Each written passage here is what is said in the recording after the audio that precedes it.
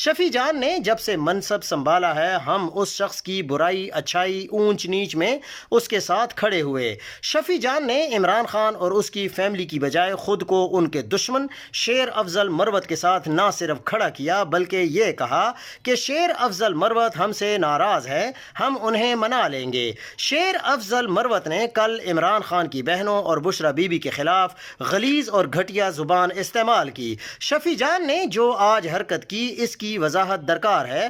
کیا وہ عمران خان کے حکم کی خلاف ورزی کرنے جا رہا ہے؟